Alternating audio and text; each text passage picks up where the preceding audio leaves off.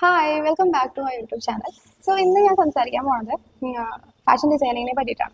അപ്പം NIFTയിൽ fashion designing ആണോ നല്ലത്, ഫാഷൻ കമ്മ്യൂണിക്കേഷൻ ആണോ നല്ലതെന്നൊക്കെ ചോദിക്കുന്ന പിള്ളേരോട് നിങ്ങൾക്ക് എന്താണ് പഠിക്കാൻ ഇഷ്ടം, അതായിരിക്കും നിങ്ങൾക്ക് നല്ലത്. ഇപ്പോൾ ഒരു ഇൻഡസ്ട്രിയിൽ നമുക്ക് നോക്കിക്കഴിഞ്ഞാൽ ഈ കോഴ്സ് നല്ലതാണെന്നൊക്കെ പറയുന്നത് അങ്ങനെയല്ല. നമ്മൾ പഠിക്കാൻ ഇഷ്ടമുള്ളത് പഠിച്ചിട്ടാണ് കാര്യമുള്ളൂ. സോ ഞാൻ ഇന്ന് ഫാഷൻ ഡിസൈനിങ്ങിനെ പറ്റി പറയാൻ കാരണം എന്താണെന്ന് പറഞ്ഞു കഴിഞ്ഞാൽ ഒരുപാട് പേര് ഞാൻ ലിഫ്റ്റിന്റെ സൈറ്റിൽ പോയിട്ട് നോക്കി കഴിഞ്ഞാൽ മനസ്സിലാവും എന്ന് പറഞ്ഞാലും ദേ ആർ ആസ്കിങ് ലൈക്ക് ഒന്ന് പറഞ്ഞു തരും അങ്ങനെ. അപ്പം ഞാൻ വിചാരിച്ചു ഓഫ് കോഴ്സ് ഐ ക്യാൻ, എനിക്ക് പറഞ്ഞു തരുന്നതിന് ബുദ്ധിമുട്ടൊന്നും ഉണ്ടായിട്ടില്ല. അപ്പം ഞാനിങ്ങനെ പറഞ്ഞു കൊടുക്കും. പക്ഷെ അതിപ്പം കുറേ ആയപ്പോൾ ഐ ഫീൽ ലൈക്ക് ഞാനൊരു വീഡിയോ ആയിട്ട് ഇടാം. ഞാൻ ഇതുവരെ ഇങ്ങനെ ഒരു വീഡിയോ ചെയ്യാണ്ടിരിക്കുകയായിരുന്നു. കാരണം മാസ്റ്റേഴ്സിനെ പറ്റിയിട്ട് എല്ലാവർക്കും ഒരു ഡൗട്ട് ഉണ്ടാവും. പക്ഷെ ഈ കോഴ്സിനെ പറ്റിയിട്ട് ഡീറ്റെയിൽ ആയിട്ട് നമുക്ക് നിഫ്റ്റിന്റെ സൈറ്റിൽ അവൈലബിൾ ആണ്. അപ്പം nifty.ac.in എവിടെയും കൊടുത്തേക്കാം. നിങ്ങൾക്ക് ഈ വീഡിയോ കണ്ട ശേഷം പോയി കാണണമെങ്കിൽ വായിച്ചു നോക്കണമെങ്കിൽ വായിച്ചു നോക്കാമല്ലോ. സോ എനിക്കിത് ഇതിനെപ്പറ്റി പറയുമ്പോൾ ഫസ്റ്റ് പറയാനുള്ളത്, ഞാൻ എൻ്റെ ഫ്രണ്ട്സൊക്കെ ചെയ്യാണ്ടിരിക്കുന്നത് അവരിങ്ങനെ പാറ്റേൺ മേക്കിങ്ങും അതുപോലെ എംബ്രോയിഡറി പിന്നെ ടൈ ആൻഡ് ഡൈസ് അങ്ങനത്തെ പരിപാടികളൊക്കെ ചെയ്യാൻ കാണാറുണ്ട്. അപ്പം ഇതിൻ്റെ സബ്ജക്റ്റ് വൈസ് നോക്കുകയാണെങ്കിൽ നിങ്ങൾക്ക് 2D 3D ആയിട്ട് ഇല്ലസ്ട്രേഷൻസ് വരയ്ക്കാനുണ്ടാവും. പിന്നെ നിങ്ങൾക്ക് റിസർച്ച് ഒക്കെ ചെയ്തിട്ട് ഓരോരോ കാര്യങ്ങളൊക്കെ ചെയ്യാനുണ്ടാവും. അതുപോലെ എന്താ ആക്ച്വലി നിങ്ങൾ പഠിക്കുന്നത് ഗാർമെന്റ് കൺസ്ട്രക്ഷൻ, പാറ്റേൺ മേക്കിംഗ്,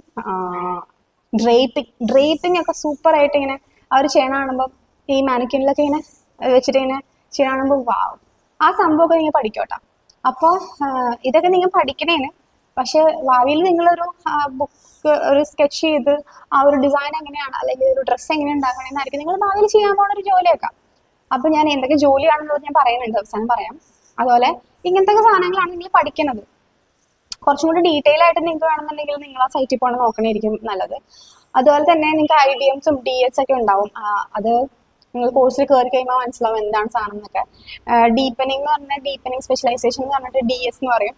അതെന്ന് പറഞ്ഞു കഴിഞ്ഞാൽ നമുക്കൊരു സബ്ജക്റ്റ് കുറച്ചും കൂടി ഇങ്ങനെ ഇതായിട്ട് ഇങ്ങനെ പഠിക്കണം, നമുക്ക് ചൂസൊക്കെ ചെയ്യാൻ പറ്റും.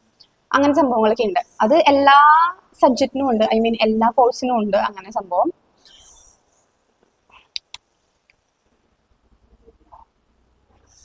പിന്നെ ഇതിൽ നിങ്ങൾക്ക് ഏതൊക്കെ ബ്രാൻഡ്സിന് അണ്ടറിൽ വർക്ക് ചെയ്യാൻ പറ്റുമെന്ന് വെച്ച് കഴിഞ്ഞാൽ, എൻ്റെ ഒരു അറിവിൽ എൻ്റെ കുറച്ച് ഫ്രണ്ട്സൊക്കെ ഇങ്ങനെ ഇന്റേൺഷിപ്പിനൊക്കെ പോകുമ്പോൾ, നിങ്ങൾ ഈ കോഴ്സ് പഠിച്ചുകൊണ്ടിരിക്കുമ്പോൾ തന്നെ നിങ്ങൾക്ക് ഇന്റേൺഷിപ്സ് ഉണ്ടാവും. 2 ഇന്റേൺഷിപ്സ് ഉണ്ടാവും.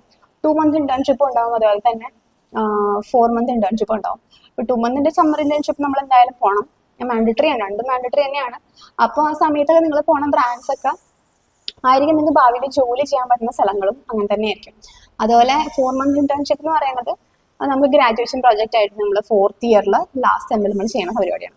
അപ്പോൾ നമുക്ക് ഞാൻ പറയുമ്പോൾ നമുക്ക് മിന്ത്ര, അതുപോലെ ആദിത്യ ബിർള, പിന്നെ രാഹുൽ മിശ്ര, പിന്നെ റെയ്മണ്ട്, പാൻറ്റ്ലൂൺസ്, പിന്നെ ഏതൊക്കെ ബ്രാൻഡ്സാണ്, അങ്ങനെ ഒരുപാട് ബ്രാൻഡ്സ് ഉണ്ടല്ലോ. നമുക്ക് വർക്ക് ചെയ്യാനായിട്ട് പോകാൻ പറ്റും.